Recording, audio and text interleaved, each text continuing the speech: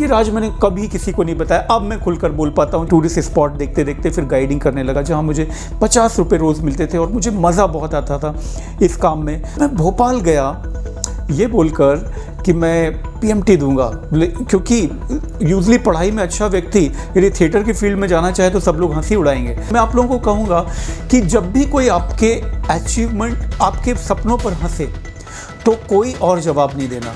ज़्यादा मैं हूं डॉक्टर अव्यक्त अग्रवाल। मेरी ज़िंदगी आप सुनना चाहते हैं या मेरी ज़िंदगी से किसी को कुछ प्रेरणा मिलती है तो मुझे बहुत खुशी होगी। मैं एमडी पीडियाट्रिक्स हूँ और एलर्जी स्पेशलिस्ट हूँ और head of the department government medical college Jabalpur में कार्यरत हूँ। मेरी जर्नी बहुत ही रोलर कोस्टर राइड की तरह रही है। मेरा जो बचपन था वह थोड़ा टफ था, थोड़ा क्या बहुत टफ था। हमारा आर्थिक, सामाजिक कई तरह की समस्याएं थी हमारे बचपन में। 7th के पहले मेरी लाइफ में लगभग 20-22 स्कूल बदले गए थे और बहुत सारा टर्मोइल था। तो उस लाइफ को छोड़ के मैं जब 7th से जब मुझे थोड़ा सा बेहतर होश संभाला मैंने, तब से वहाँ से बात करता हूँ। हिल स्टेशन था पचमढ़ी, तो पचमढ़ी के हॉस्पिटल कैंपस में हम लोग खेला करते थे, वहीं पर रहा करते थे। हम लोगों की ज़िंदगी एक हॉस्पिटल कैंपस में गुजरी, क्योंकि मेरी मम्मी एक छोटी सी पोस्ट होती है MPW, उसमें कार्यरत थी और मेरे पिता संन्यास ले चुके थे। तो वो जो होता है ना कि सब लोग चिढ़ा रहे हैं, पिता नहीं होता है जब, या आर्थिक समस्याएं, हर तरह की समस्याएं एक छोटी सी जगह।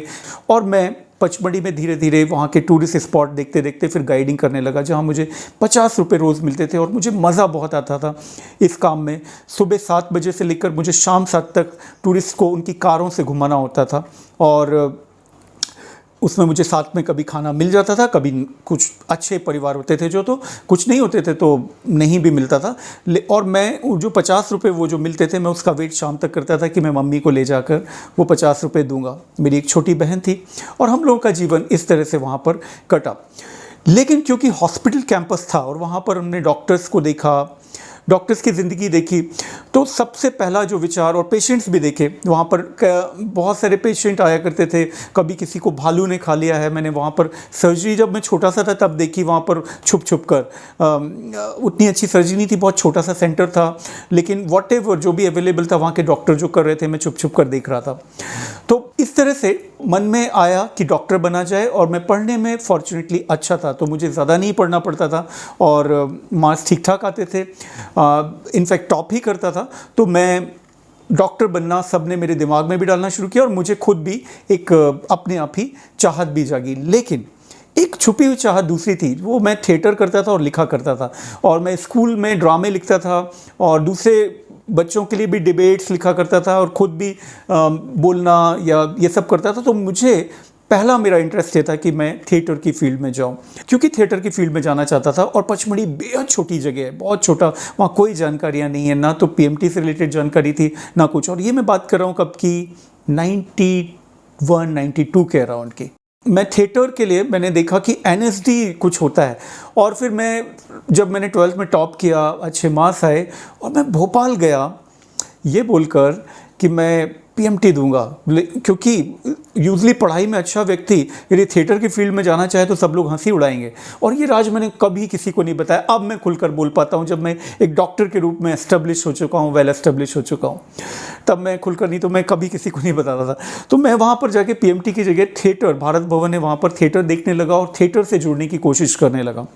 लेकिन जब मैंने थिएटर की ज़िंदगी को बहुत नज़दीक से देखा वहाँ पर, तब मुझे लगा कि ये बहुत अनिश्चित ज़िंदगी है, यहाँ पर करियर जो है बहुत अनिश्चित होगा और मेरे घर में मेरी छोटी बहन है और परिवार में दिक्कतें आ सकती हैं, तो क्यों ना ज़्यादा सुरक्षित करियर की ओर मुड़ा जाए जो कि मेडिकल है। और फिर मैंने ये जो लगभग पैरेलल इंटरेस्ट या दूसरे नंबर का जो इंटरेस्ट था वह मैंने चुना। इसके पहले एक इंटरेस्टिंग स्टोरी आपको बताऊं। जब मैं गाइडिंग किया करता था तो एक डॉक्टर फैमिली मेरे पास आई थी नागपुर से। 2 कारें थी उनके पास बड़ी बड़ी, और मैं उनको आगे वाली कार में मैं सामने बैठ जाता था और ले जाता था। उनकी बच्चियां भी थी। तब एक वो अंकल थे, बड़े अच्छे थे, वो मुझे बहुत केयर से प्यार से रखा करते थे। छोटा सा बच्चा तो था गाइडिंग करते हुए। तब उन्होंने कहा, मुझे क्या बनना चाहते हो? तो मैंने कहा डॉक्टर, थिएटर वाली बात मैं किसी को बताता नहीं था, तो डॉक्टर, तो वो बहुत जमजम से हंसे और उन्होंने अपने बच्चे जो पीछे बैठे थे, जो मुझसे बड़े थे और मेडिकल कॉलेज में भी एक बच्ची थी उनकी, उनसे कहा देखो गाइडिंग कर रहा है लेकिन डॉक्टर बनना चाहता है। फिर उन्होंने मुझे परसेंटेज पूछे और बट उस हंसी में उनका एक अविश्वास भी था और एप्रिसिएशन भी था। तो वो जो अविश्वास था या तंज वाली फीलिंग थी, तो मैं आप लोगों को कहूँगा कि जब भी कोई आपके अचीवमेंट, आपके सपनों पर हंसे तो कोई और जवाब नहीं देना, ज़्यादा शिद्दत से उसमें जुड़ जाना, उसे अचीव करने के, उसे पाने के। आज आप जो भी होते हैं और सपना कुछ देख रहे होते हैं तो डेफिनेटली दूसरे लोगों को अविश्वसनीय लग सकता है, लेकिन आप लगातार लगे रहेंगे उस फील्ड में और लगातार सही स्टेप्स से, सही माइंडसेट से संघर्ष करेंगे धैर्य के साथ, तो आपके अचीव करने की संभावना बहुत बढ़ जाएगी। और एक और बात, यदि अचीव नहीं भी कर पाएँ तो जो जर्नी होती है ना उसकी, वो बहुत मज़ेदार होती है। कुछ करना ज़्यादा महत्वपूर्ण है कुछ पाने से, तो सबसे पहले तो कुछ करने का ठान लिया कीजिए। ऐसे लोग जो लाइफ में कुछ ना कुछ हमेशा सीखते रहते हैं ज़िंदगी में, या जो सीखा हुआ है उसको बेहतर करते रहते हैं, वो कभी डिप्रेस नहीं होते। क्योंकि हमारा जो अकेलापन है, हमारा डिप्रेशन है ना, वो उद्देश्यहीनता से आता है। कई बार लोग कहते हैं कि मेरी ज़िंदगी में कोई नहीं है।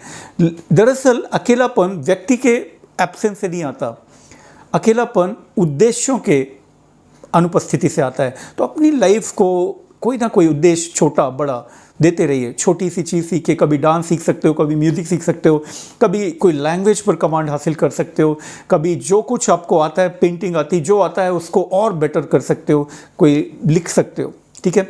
तो इस तरह से मैं मेडिकल में फिर पीएमटी देकर आया। मैंने सिर्फ एक ही एग्ज़ाम दिया था, वो है एमपी का जो पीएमटी होता था, और मुझे जबलपुर मेडिकल कॉलेज मिल गया। यहाँ मैंने बहुत अच्छे दोस्त बनाए। मैं सबसे बुरे स्थिति वाला था, लेकिन मेरे दोस्तों ने कभी मुझे एहसास नहीं होने दिया, और मेरा बहुत अच्छा समय निकला जबलपुर मेडिकल कॉलेज में, जो कि गवर्नमेंट मेडिकल कॉलेज है।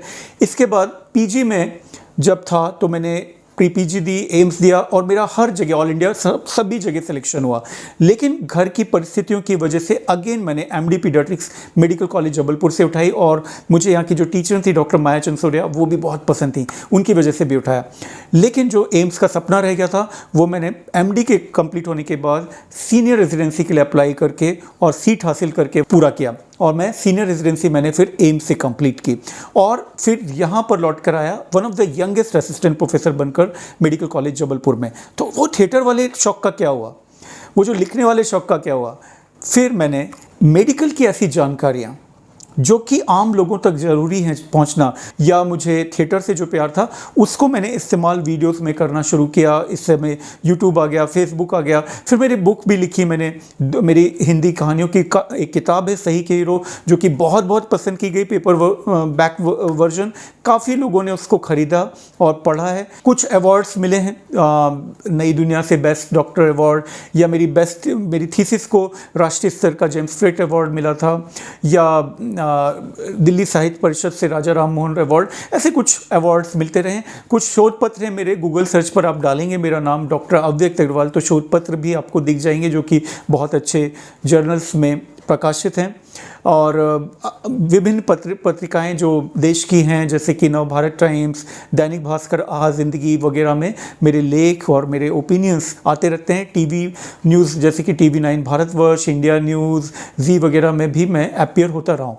तो ये सब सारी चीज़ें जो मेडिकल प्रोफेशन से सीखा, उसे लोगों में बांटने की कोशिश है। अवार्ड्स है ना, वो एक औपचारिकता मात्र है, लेकिन जो मेन होता है, जो प्रमुख है किसी डॉक्टर के जीवन में, तो वो है लोगों का प्यार। आप लोगों का प्यार और विश्वास कितना जीत पाते हो, या एक वो ज़िंदगी जो बचा पाते हो, वह प्रमुख है। तो वो मैं कोशिश करता हूँ कि हर दिन अपने जीवन को बेहद सच्चाई से जीऊँ। और मेरा कोई पेशेंट मेरे अंडर में भर्ती है जिसे मैं ठीक नहीं कर पा रहा हूँ, तो मैं प्रे भी करता हूँ कि मुझे भगवान ऐसी शक्ति देना कि मैं उसको छूऊँ और वो ठीक हो जाए और उठ खड़ा हो। तो बात यह है कि मज़ा आ रहा है मुझे अपने इस जॉब में, उस स्ट्रगल से यहाँ तक पहुँचने में, जो कि मुझे लगता है माइनस में था।